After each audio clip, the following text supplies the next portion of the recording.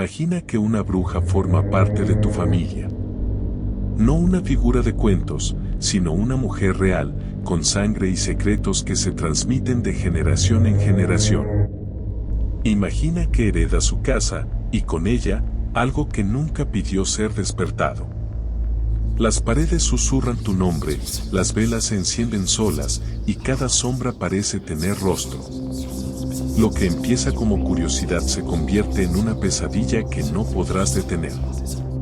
Dicen que las maldiciones familiares no mueren, solo cambian de forma. En esta historia descubrirás cómo una promesa hecha hace décadas puede seguir viva, esperando cobrar su deuda. Quédate hasta el final porque descubrirás el verdadero precio de una maldición que nunca muere. En Mister Oscuro no solo hablamos de lo oculto, lo invocamos.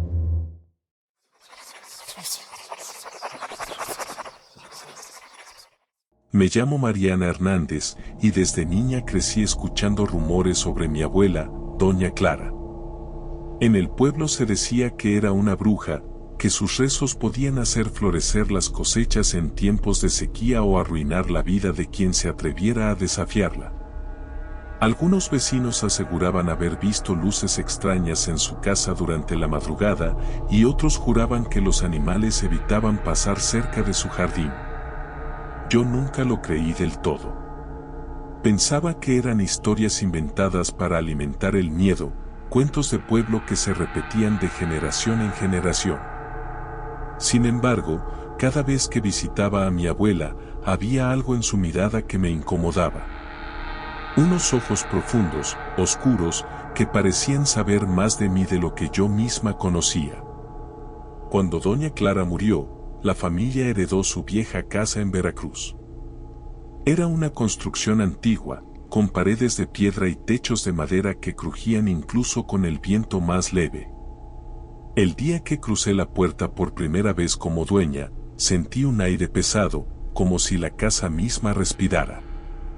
El olor era una mezcla de humedad, hierbas secas y cera derretida. Recorrí los pasillos lentamente, observando los retratos familiares colgados en las paredes. Los rostros parecían seguirme con la mirada, y por un instante juré que uno de ellos había cambiado de expresión. El silencio era tan denso que cada paso resonaba como un eco interminable. En la cocina encontré frascos de vidrio con líquidos oscuros y hierbas que no reconocí. En el cuarto de oración, aún quedaban velas consumidas y un crucifijo torcido, como si alguien lo hubiera forzado a girar. Todo estaba impregnado de una energía que me resultaba extraña, incómoda, como si la casa guardara un secreto que no debía ser descubierto. No lo sabía entonces, pero esa herencia no era solo paredes y recuerdos. Era un legado oscuro, una presencia que había estado esperando pacientemente a que alguien de la familia regresara. Y yo, sin quererlo, acababa de abrir la puerta a algo que cambiaría mi vida para siempre.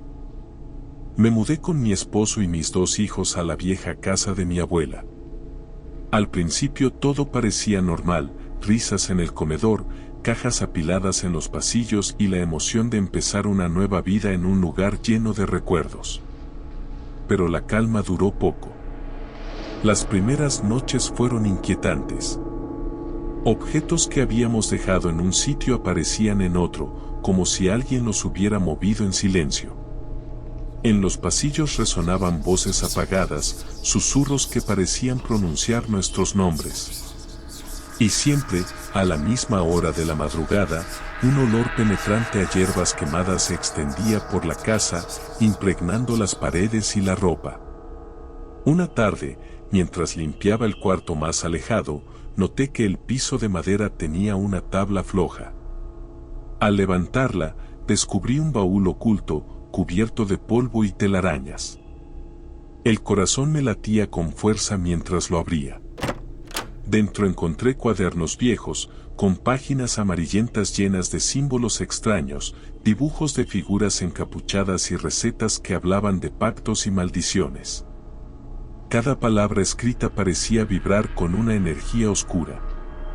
Había anotaciones sobre rituales para proteger cosechas, invocar espíritus y castigar enemigos. Entre las páginas, encontré mechones de cabello atados con hilos rojos y pequeños amuletos de hueso. Sentí un escalofrío recorrerme la espalda. Comprendí que mi abuela había dejado algo más que paredes y recuerdos, había dejado un legado oculto, un secreto que esperaba ser descubierto. Y ahora, al abrir ese baúl, yo había desatado algo que llevaba demasiado tiempo dormido. Mi hijo menor, Daniel, comenzó a tener pesadillas poco después de que nos instalamos en la casa. Al principio eran simples sueños inquietos, pero pronto se volvieron más vívidos. Me decía que una mujer vestida de negro lo observaba desde la esquina de su cuarto, inmóvil, con un velo que le cubría el rostro. Yo intentaba tranquilizarlo, asegurándole que solo eran imaginaciones, pero su mirada aterrada me hacía dudar. Las noches se volvieron más pesadas. Al pasar frente a los espejos, veía sombras que no correspondían a nuestros movimientos. Figuras fugaces que se desvanecían en cuanto me acercaba, pero que dejaban una sensación helada en la piel. Mi esposo se burlaba de mí, decía que eran nervios por la mudanza, que todo tenía una explicación lógica. Una madrugada, sin embargo, lo escuché gritar. Corrí a la habitación y lo encontré sentado en la cama, con el rostro pálido y los brazos cubiertos de marcas rojas, como si unas garras invisibles lo hubieran arañado. La incredulidad en sus ojos se mezclaba con el miedo, y por primera vez comprendió que algo estaba sucediendo. El ambiente en la casa cambió. Las paredes parecían respirar, los pasillos se llenaban de murmullos y Daniel comenzó a hablar dormido, pronunciando palabras que no entendíamos, como si repitiera rezos antiguos. Cada vez que lo escuchaba, sentía que no era mi hijo quien hablaba, sino alguien más a través de él. Fue entonces cuando lo acepté, la bruja seguía aquí. No había muerto del todo. Su presencia se aferraba a la casa, a nosotros, y ahora buscaba a Daniel como su nuevo vínculo. La herencia oscura de mi abuela no era solo un recuerdo, era una fuerza viva que comenzaba a transformarnos. Revisando los cuadernos que encontré en el baúl, descubrí algo que me heló la sangre. Entre las páginas amarillentas y cubiertas de símbolos, había listas de nombres escritos con una caligrafía firme, cada uno tachado con tinta oscura. Eran los nombres de mis antepasados. Al avanzar en la lista, comprendí el patrón. Mi abuela había hecho un pacto para entregar a un miembro de la familia en cada generación. El siguiente nombre, escrito con trazos más recientes, era el de Daniel. Mi hijo. Sentí que el aire se volvió más pesado, como si la casa misma hubiera escuchado mi descubrimiento. Las velas parpadearon y un murmullo recorrió los pasillos, como si alguien celebrara en silencio. El pánico me invadió. Corrí a buscar a mis hijos y a mi esposo, decidida a huir. Pero al intentar abrir la puerta principal, la cerradura se resistió, como si estuviera sellada desde dentro.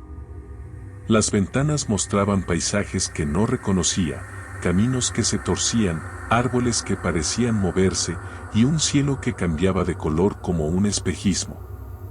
Intentamos salir por el patio, pero los senderos se confundían, repitiéndose una y otra vez, llevándonos de regreso a la misma entrada. Era como si la casa estuviera viva, jugando con nosotros, atrapándonos en un laberinto sin salida. Daniel comenzó a llorar, diciendo que la mujer de negro lo llamaba por su nombre, que le prometía que todo terminaría si la seguía. Mi esposo intentaba mantener la calma, pero sus ojos reflejaban el mismo terror que yo sentía. Comprendí entonces que no era solo una herencia oscura, era una deuda que la familia había arrastrado por generaciones y ahora la casa exigía su pago. La bruja no había muerto. Su pacto seguía vigente y nosotros éramos los prisioneros de su voluntad. Fue en medio de esa prisión invisible cuando ya no vi a Daniel hasta que escuché su grito. Una noche de tormenta, los relámpagos iluminaron su cuarto y lo encontré rodeado de sombras que se movían como si fueran vivas, susurrando en un idioma extraño, antiguo, imposible de comprender. La mujer de negro estaba allí, no en cuerpo, pero sí en presencia, reclamando lo que el pacto exigía. Desesperada, corrí hacia la cocina y tomé los cuadernos. Los arrojé a la estufa, y las llamas los devoraron con furia. Cada página que ardía apagaba un susurro, cada símbolo consumido arrancaba un grito de las sombras. Finalmente, el silencio volvió, pero no era un silencio de paz, era un silencio expectante, como si algo hubiera cambiado de forma, no desaparecido. Daniel quedó inconsciente, su cuerpo inmóvil sobre la cama. Pasé la noche a su lado, temiendo que no despertara jamás. Al amanecer, abrió los ojos, pero ya no eran los mismos. Eran más oscuros, profundos, como pozos sin fondo. Y en sus labios apareció una sonrisa que no era suya, una expresión ajena, helada, que me hizo comprender que el fuego no había destruido la maldición, solo la había trasladado. Los días siguientes fueron una mezcla de alivio y terror. Daniel parecía seguir siendo mi hijo, pero en sus gestos había algo extraño, una sombra que lo acompañaba, un eco de la bruja que ahora vivía dentro de él. A veces lo sorprendía murmurando palabras que no entendía, o mirando fijamente los espejos como si alguien más lo observara desde el otro lado. Hoy, años después, sigo viviendo con el miedo de que la bruja nunca desapareció. Ella no murió con los cuadernos, ni con las llamas. Vive dentro de mi hijo, esperando el momento para reclamar lo que le pertenece. Y yo, soy la única que conoce la verdad. En mi familia, la maldición nunca termina. Ahora dime, ¿tú crees que las maldiciones familiares pueden transmitirse de generación en generación, o son solo historias para asustar? Déjame tu opinión en los comentarios, quiero leer lo que piensas. Si este relato te atrapó, no olvides darle like, suscribirte al canal y activar la campanita para no perderte los próximos capítulos. Además, revisa los demás videos que ya tenemos publicados, cada uno guarda un secreto que te hará mirar las sombras de otra manera. Hasta el próximo video. Buenas noches.